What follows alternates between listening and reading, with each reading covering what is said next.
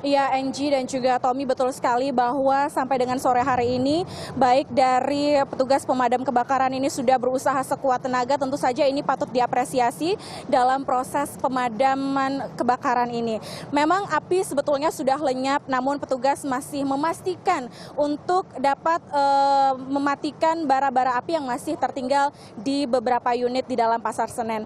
Nah, jika kita lihat sepanjang hari sampai dengan sore hari ini, memang fokus sekali dari petugas pemadam kebakaran ini untuk memadamkan api-api yang berada di dalam unit, meskipun ada beberapa kendala, salah satunya adalah air, sumber air yang harus secara estafet begitu diberikan, kemudian juga adanya rolling door. Nah, tentu saja semangat dari para petugas pemadam kebakaran ini patut diapresiasi. Namun semangat ini tidak hanya saya temukan dari diri atau sebagian besar dari petugas pemadam kebakaran, semangat ini juga saya temukan kepada para pedagang Pasar Senen. Saya melihat secara langsung bahwa meskipun dalam keadaan musibah seperti ini sebetulnya tidak ada waktu untuk menangis dan bersusah hati, mereka langsung bangkit lagi, langsung menyelamatkan barang-barang yang masih tersisa di dalam dan langsung membuka lapak di depan Pasar Senen. Nah, untuk mengetahui sebetulnya sebesar apa kerugian yang mereka alami, sudah bersama dengan saya Pak Ferry Michael, silakan bergabung bersama saya Pak. Selamat sore Pak Ferry. Pak Ferry, saya tanya dulu sudah berapa tahun Pak berdagang? Mulai dari tahun berapa Pak? Tahun 96 di sini Mbak. Dari tahun 96. Posisi di toko Bapak di lantai berapa? Kemudian berapa kira-kira kerugian yang Bapak alami Pak? Toko saya di lantai 3. Kerugian yang dialami lebih daripada 3 miliar. Lebih dari 3 miliar. Dari tahun 96 berarti juga ikut merasakan kebakaran di tahun 2014 ya Pak ya.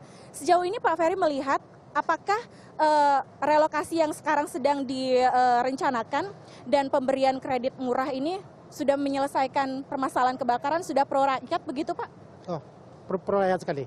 Jadi dia Gubernur PLT Pak Sudarsono tadi membicarakan masalah penampungan dan kredit buat pedagang, itu bagus sekali.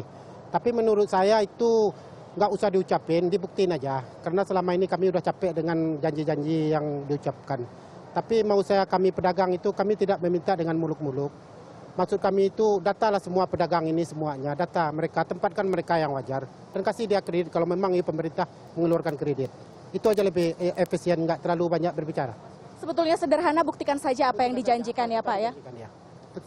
Sederhana aja, penting nggak usah diucapin, nggak usah ini, mungkin dibuktiin aja udah cukup buat kami.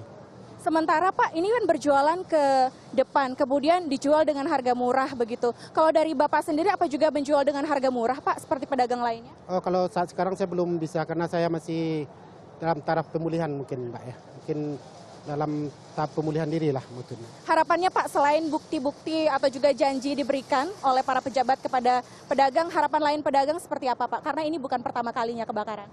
Ya, kami selama ini udah terlalu banyak kebakaran di Pasar Senen ini Mbak. Seminggu yang lewat itu blok 6, terus blok 6 berapa kali, terus kami seminggu lagi kami kena ke blok 1-2. Jadi dijanjikan terus, kami mungkin nggak terlalu antusias lah Pak. Kami antusias, kami dibuktikan.